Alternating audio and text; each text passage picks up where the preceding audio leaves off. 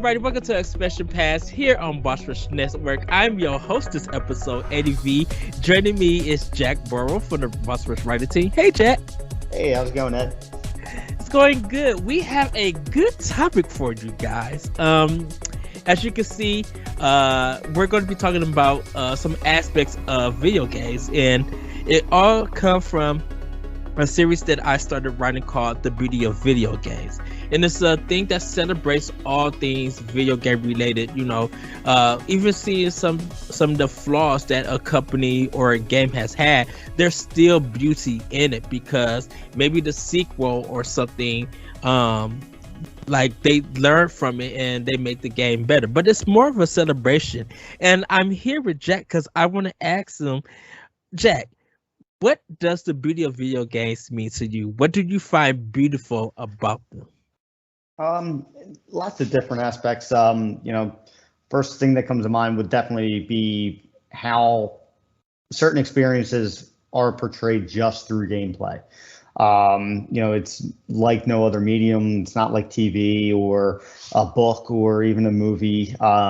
There's that user interaction that really can make an experience that much more, especially with narrative games where it's not you're controlling a character. So you might be forced to do something that you as an individual don't want to do, but the character is driving that. And that's where it's like, that is something where it puts the player into a realm that you can't get anywhere else. Lots of people, easy answer is experience like the Last of Us for the first time and the intro with that and going through what the characters go in that beginning of the game.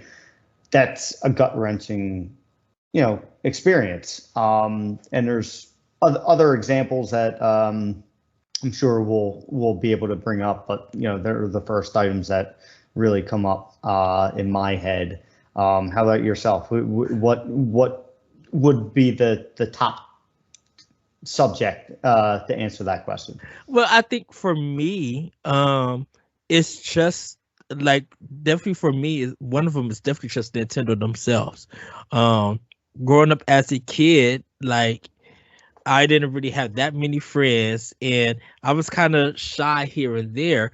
And it always felt like when I played a Nintendo game that I knew these characters, I knew these worlds, this challenge I knew I had to overcome because it felt like I was helping a friend getting further into the game. And the more I played on Nintendo and the more I enjoyed their games and hearing the music and learning the stuff, it made me just a better person. It gave me some comfort and everything. So just finding the beauty with Nintendo and their products, it always felt like as a kid, I didn't even recognize quality. Like I didn't know what was a bad game or what was a amazing, iconic game. To me was I want to see how further I could go, get my skill better, and then go. Cause like when I played The Legend of Zelda 2, I was just like, this game is questionable content because I was a kid and I was just like, I'm fighting with this butter knife, all this weaponry going on, and I tried so much, and I think it was the one game that I was kind of saddened by Nintendo because it was just like, this game is too hard for me. I don't know what's going on. But then I played like Super Mario Brothers 2, Super Mario Brothers 3, when I found out about the wizard. And a lot of games for Nintendo being in there, I had to get my mind be like, I had to go see this movie because I was so, into video games, but so much into Nintendo. So just seeing throughout my livelihood how Nintendo has been presenting games. And yes, there's been some questionable things here and there, but the games that came from them from their company as a first party thing, I've always enjoyed and always supported and experienced. And it allowed me to understand why Sony and Microsoft put out the games because I think they're beautiful also. I think they put out some great quality titles, and even though I might have some opinions about some of their works and stuff, because of Nintendo, I hold Nintendo up to a high standard. What I learned from them, I could apply to the other companies, but and enjoy their products too. I love seeing the creativity. Looking how it's not Insomniac. I think Naughty Dog, how they took the Smash characters, the Hmm. artist, and he just drew them in a special way, and I'm Oh like, yeah. that's so cool.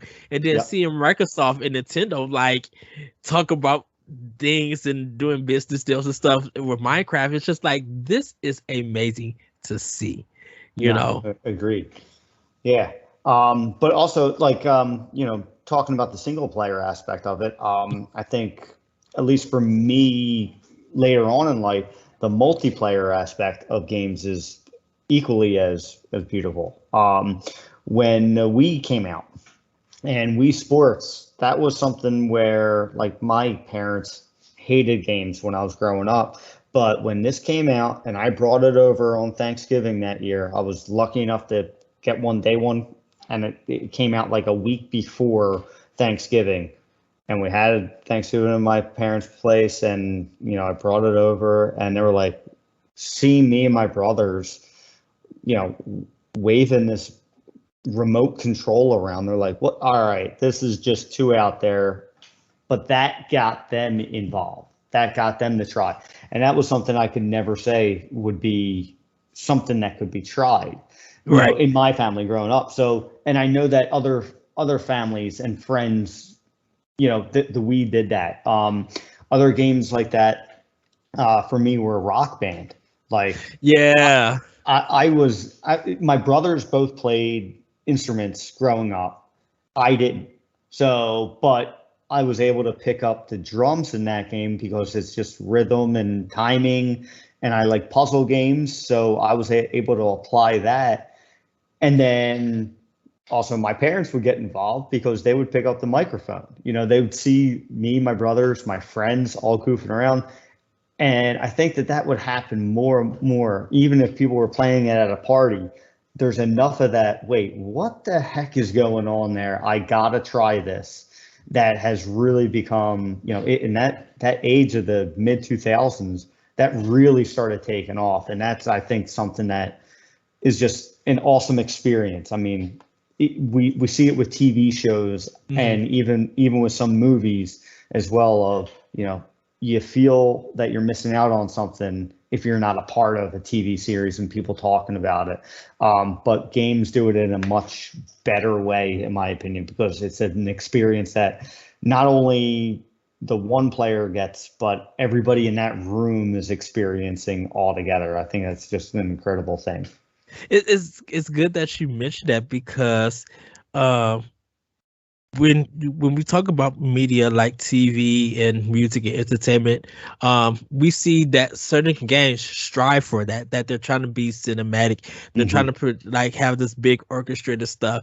But sometimes in games they're able to hit, I think, a little bit harder because of the interactivity. I always talk about Papa and Yo, where the game kind of deals about alcohol abuse and everything, and what it leads to. When I talk about Rye and what that ending is, and just the connection. Like I love The Last Guardian for PlayStation Hmm. 4. Um and I think it didn't get its due because of all the delays, and when Yeah. it finally came out, the controls, people had a problem with it, but I understood what it was going for, and it gave me, I've never felt emotional feels in from games, like crying and feeling stuff like that, but there was something about that game putting something out of me that I Hmm. didn't want the journey to end. I I kind of was just like, I kind of want you to stay forever, because I've even though I'm controlling this main character, and he's helping Trico out to get to the end of the game and like free stuff. It it was a emotional journey that I was saddened when it ended, because it's Yeah. just like that's how attached to these characters I got. You know, even when there's a part where Chico sees some waters and he's taking a bath, Hmm. and he gets out and he shakes and your character's like, ah, and Yep. it was just so funny and childlike and humorous. I think when games do stuff like that, uh it just shows the beauty of it. It's just not people having a stereotype that, oh, there's just some man that's in the basement playing this. Hmm. I'm like, don't nobody spend their time in the basement playing games, you know? And not the parents are not buying the games for these people. There are parents who are buying games for themselves Yeah. and everything, you know. That stigma for it. I'm like, I guess sometimes that when people don't see the beauty of video games, they don't understand that, you know, there's a game like Hellblade, so in a sacrifice that people are playing that deals with um then what's the issue? Um with shit with all the voices in her head. And I cannot think of it. Oh, like schizophrenia? Is Schizophrenia, that it? yeah. Okay. Yeah, I Dealing haven't with played that, that game, so yeah. unfamiliar with it. David is playing it right now at Oh, this time, nice. and I there is a so me and Corey that has a show called Pod and Play, and we covered that game. I might post it on my Twitter for people to read, for people to see, because Okay. it's we had a really good conversation about that, and I think we was talking about when games go into themes and address them, and you are able to experience them. Sometimes it's helpful, sometimes it's a reminder, and sometimes it may be painful for some people because they Yeah. experience through that. But that's kind of the beauty of video games nowadays, because back in the day it was always about high score and beating Hmm. the game. Yeah. No, agreed. Even stemming off that, like big emotional connections, I would say, with the Uncharted 4. Yes. Now, I'm a big fan of the series, so day one purchase after first one, I borrowed off of a buddy, and I was like, oh, I gotta buy this game. So, and then the other one's day one for me, and then with Uncharted 4, with the way that it was wrapping up as Drake and Elena are driving up that mountain after all the crap that Drake put her through, and then she's still there, and the conversation that they're having, it's like, man, this is it, I felt guilty, like I did something wrong, and it was an experience that you don't get through a TV show. You Right. feel bad for the character, you don't have any remorse, that you feel like you were a part of. And I did in that scenario. It's like, man, I've been on this journey now for 4 games with these characters, and it's approaching the end, and everything that that they went through still there and have each other's back, and just seeing some of the things that the interaction during that, it's like, man, this is one of the best experiences that I've ever been a part of, and It's and that's something I'm just thrilled that we have this medium to be able to have that experience with. it's that rich narrative that these Hmm. games tell, and that, like, I wasn't a big fan of BioWare until my Hmm. friend got me into the Mass Effect series. And we was working at Toys R Us, and the Mass Effect trilogy came out, so I played it all the way on PS3. But every day I was playing it, when I see him, I had to say, I had to talk to you. What is Yeah. going on with this character? I did this, I should, and he'll be like, no, I did this, and like he played the series first before me, and when I started playing it, he replayed it again, and we was comparing notes and stuff. And it's just like when you have rich narrative that you are enjoying, definitely when you're making moral choices, a moral choice in a game will make you feel Oh, guilty or not, to be like, ooh, why did I make that choice? This is not a yeah. good When icon. when there's repercussions for it, it's like, ah, crap, I could have saved that guy, or this town could be saved. I mean, one of my first experiences with different opinion or different options would be Fallout 3, and right away you're hit with something with Nuketown, with what to do with it, and like you could blow up a whole city or a whole town right away, and it's like, it really paves the way for what you're going to do the rest of that game, and Yes. that's a very exciting thing to do. And I think that's why when people get into the open world genre, the whatever they want to do with Grand Theft Auto, that's fine. But like me, it was like Saints Row 3. Like I'm driving a car with a tiger in it that's swiping at me. You don't see this in like No, movies or readings and books, and literally laugh. And your goal is to get to the safe spot with this tiger swiping at you, and it's just like this is insane. you yeah, know but there's also, I think, one of the things, and of course, a lot of people, we talk about music and graphics, but I think I love it when, because me and Corey had to talk about graphics when people do different things, like talking about the 2D hand drawn and grid, or hmm seeing Okami with the uh, the Ikkyo art style. I'm probably saying it wrong. And just like even Beautiful Joe having that comic book feel, oh but yeah, then looking at Gears 5 and just be like, good googly moogly, this looks amazing. Uncharted 4, yeah. there's some areas that they panned out and they got this big scene, and you just like, goodness, Naughty Dog, y'all didn't have to go so hard on No, this. but they did, and Yes. we get the benefit the fact that they did, because they built these worlds and they know that we're involved and invested in it, and that's the reward, to be able to have that 10 seconds of, oh my God, look at the scale or the scope of this scenario, and it makes playing these games that much worth it, to be able to be a part of something like that. Yeah, and then we got indie games now, Oh yeah. and that's just open. It's weird that, because like when you look back in the day, when you think of indie, you just thought of PC games. hmm Like the earlier versions of Cave Story or Eddie and Hominid, where you would put it like in a little screen and play with the keyboards and stuff. Yeah. You know, um, and now you look at it, you choose some indie games can like give a AAA game a run for its money. Oh yeah. No, a bunch of my favorite games over the past couple of years are indie games, and they're games that I look forward to. Especially even with like Kickstarter, where Yes, you feel like you're even more of a part of that game before it comes out, because you're traveling with the game development of, oh, we added these features because we hit this stretch goal and such. And then when it comes out and it's a success, and then you hear other people and more mainstream, or even people that aren't as big into gaming that we are, talk about it, and it's like, wow, this was a big success. Like you see it with Hollow Knight.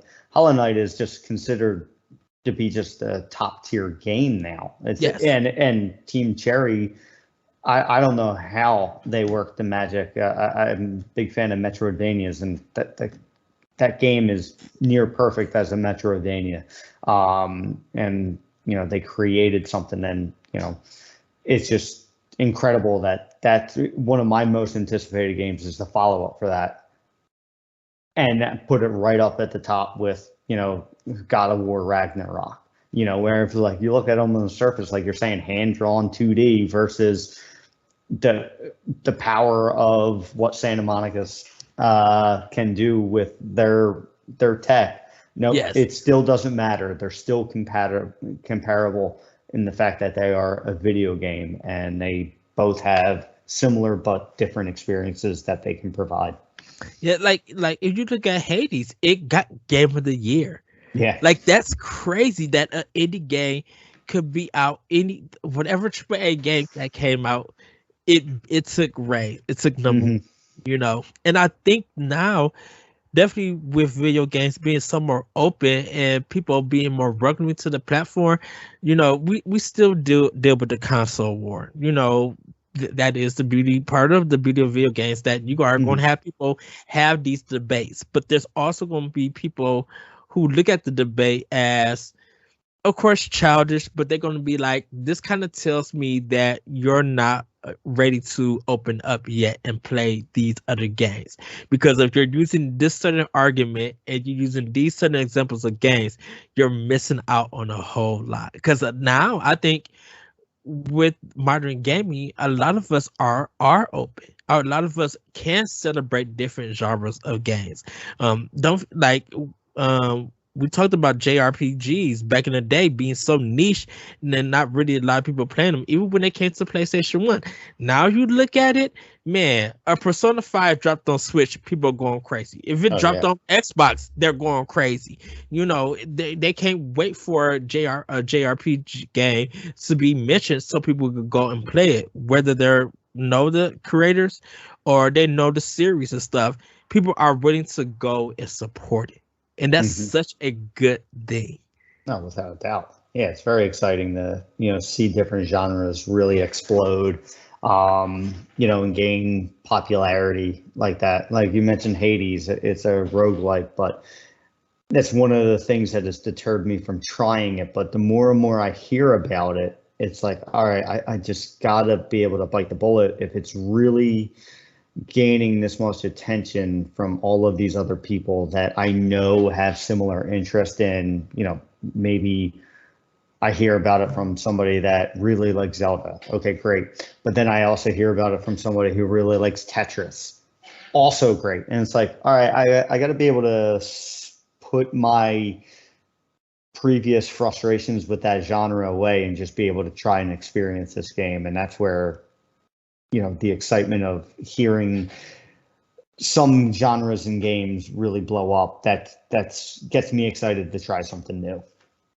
Yeah, and I think that's part of the beauty. You know, you hearing about Hades, the way I heard about Mass Effect, trying something new. Mm-hmm. You know, and even if it's something that you are excited about that I've never heard of, I'm now willing to give it a try to be like, Yep.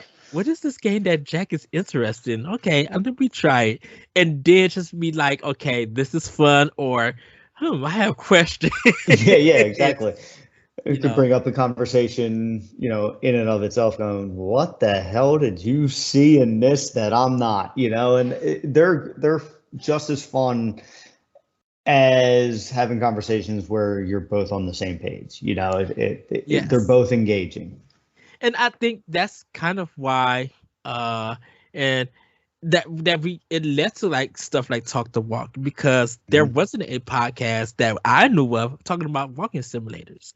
You know, And I just gotta chime in and say that series has gotten me to try walking simulators, something I had no interest in, and listen to a couple of the episodes that you guys covered. And What Remains of Edith Finch is one oh of my favorite games that I played in recent memory.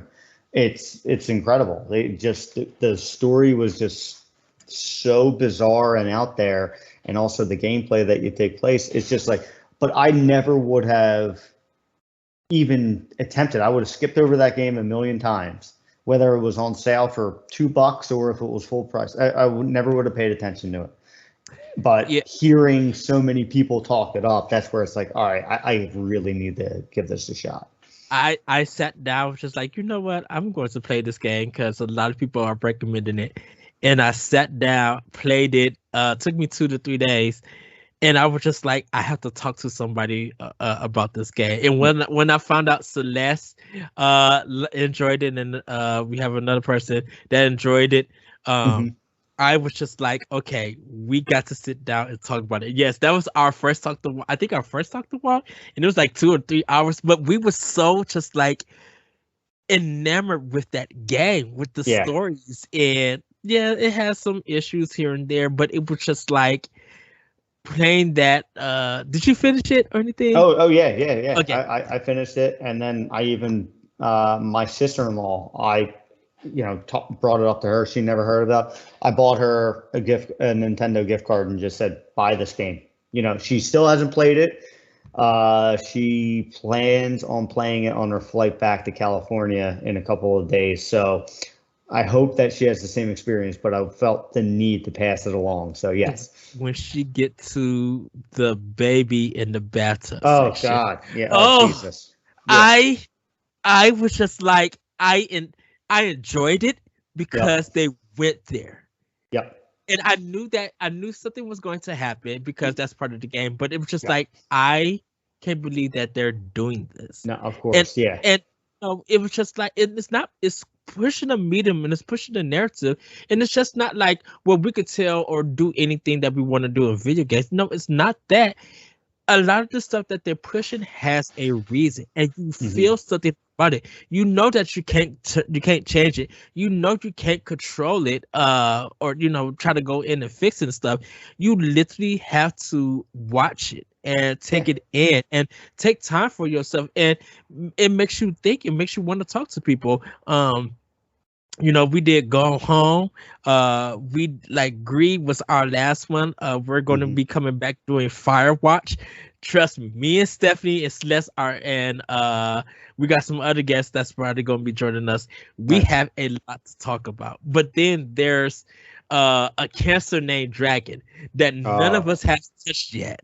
I'm familiar with why the game was made and the surface of it, so I haven't played it. I believe it's only on PC, correct? Yeah, it's only on Yeah. PC. Yeah. And The that sounds so incredible. You know, the premise from what I've heard. So, There is a story. He was featured. Him and his wife was featured in Wired okay. about that game. And even when he, even when he was demoing it and stuff, he just like he took it to, I think, PAX or something, and he let people play it and stuff. He just like, people had to put the controller down and walk away because they was all in tears about Yeah. that game. Even he himself, he was just like, he was demoing it for the writer who wrote the story for Wire, and he got to the point and started crying, and it was just like, that is kind of the beauty and kind of impactful thing when a game makes you feel something. I talked the Yeah. emotional state like with the Last Guardian, but when we talked about Grief, I didn't know the game was about death or Hmm. grieving. I was just like, I'm on an adventure, and my thing was, I'm bringing color back to the world. Yeah. I didn't think about all these things. I talked to David from uh another Zelda podcast, Celeste and Stephanie, both of them, all three of them from another Zelda podcast.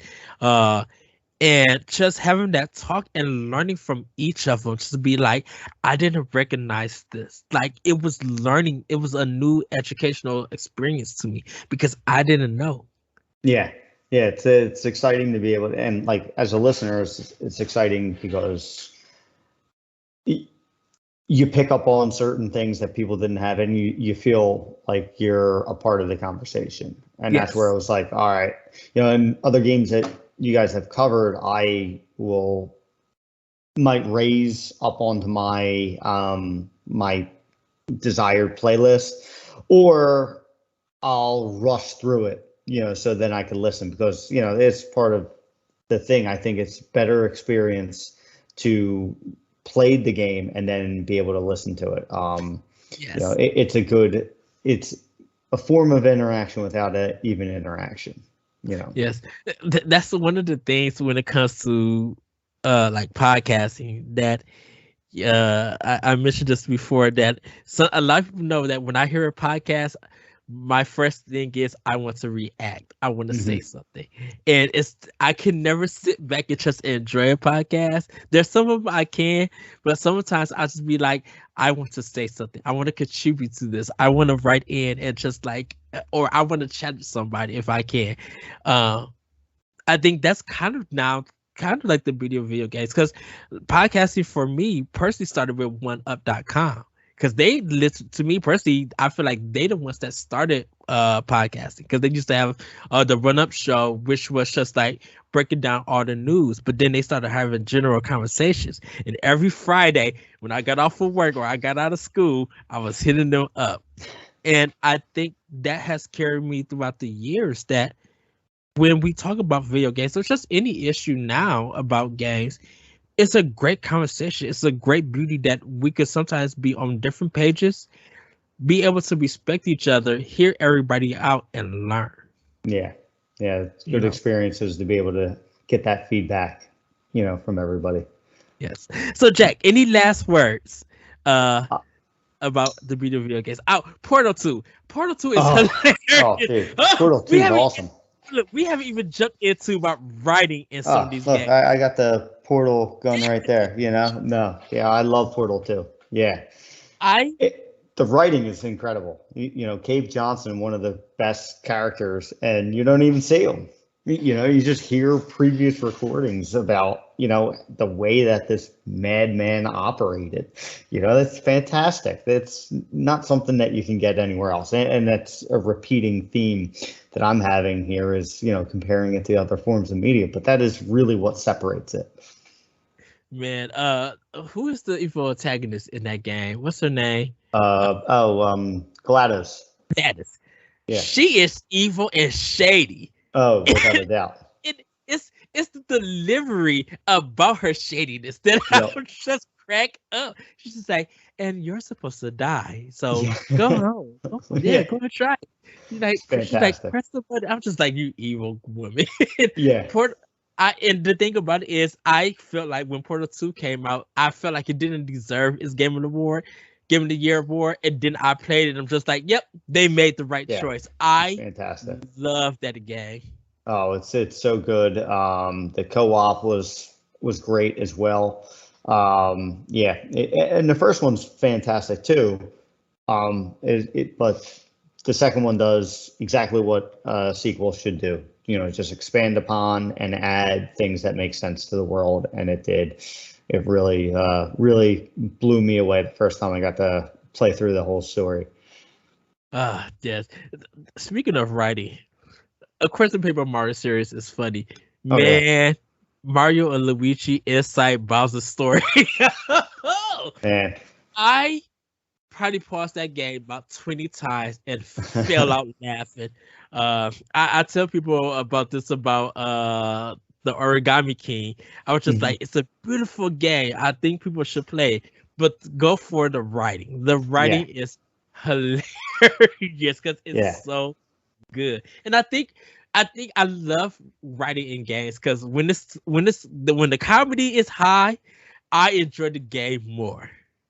Oh, without a doubt. It needs to be delivered at the right time. That's the real difficult thing with comedy is timing is so hard to be measured with that. But the Mario RPGs, whether it's, Paper Mario or the Mario Luigi Saga series, they did it so well on so many different instances, and they just nail it, game and game and game.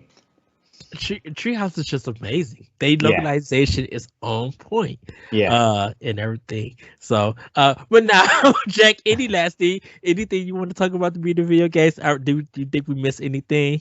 No, I think that covered everything that I got to see. Other, yeah, the single player, the multiplayer, and then just the interaction can have that can happen with fans of the series is just something very exciting. I would just say, if you're listening to this, play a genre that you haven't before because you're probably missing out on something and you Just don't know it. man, if Val or EA brought Portal 2 to Switch. I really wish so because it's stuck on my PS3 and I'm afraid to turn that damn thing on because Say, I think it's going to blow up the next time I turn it on. So me and you are right yeah, here. yeah, I would just like that. Even if they upgraded just to PS4, like I want to play it again, but I don't know if my PS3 can handle it. And I'm sure I could get it on Steam, but I don't know if I have a computer strong enough to be able to handle it. I just wish I had the ability to replay it. And yeah, if it was on Switch, it would be perfect. I got very excited when they announced, "Oh, Portal is coming to the Switch," and it's the Bridge Constructor. I'm like, "Ah, come on! What kind of?" That Yeah, I don't know. This is what I want. Give me Portal 1 and 2, and I'll be more than happy. Oh, they do that. Oh, I would pay $40 for a collection. I would yeah, be like, let me pre-purchase this Nintendo and yeah, but Steam and Valve. Valve, with their Steam Deck coming out, they're not going to be budging on that stuff. They're just going to be trying to get another $400 or $500, $600 out of more people like you and I, and I'm Well, holding my ground. I'm not buying one of them, not just yet. They got more convincing to do. you know what? I personally feel like I don't need it. It's No, just that's where I am. You know, as much as I love Portal, that's not enough to get me. And I love Half-Life from, what I have played, but it's not enough to have me invest on an expensive gaming unit. I think I need to revisit. Well, not revisit. I need to play Half-Life 1 and 2 because I've never finished those games, and I want to know why it's held as some of the best first-person shooters. Yeah, I've only played Half-Life 2, and I played episode 1 and 2, the continuation of it. It was on the orange box on PS3, and I got to play them there, and it's very good, especially considering how long ago that they were made. Just that they're fantastic. The stories are good. The gameplay is fun. You owe it to yourself to at least play Half-Life 2. I can't speak to Half-Life 1. Okay. Well, everybody, that has been our expression pass. Thank you, Jack, for joining me on this one. If you guys want to let us know what do you think about the video games, you can follow us at Boss Rush Network on Twitter, and also check us out on Boss Rush Network on YouTube. Leave us something in the comments in our Discord, also at Boss Rush Network. Come join us there. We would love to hear what you guys think about the video games. What makes video games beautiful for you? With that, everybody, we will see you next time on Expression Pass. Bye, everybody. See ya.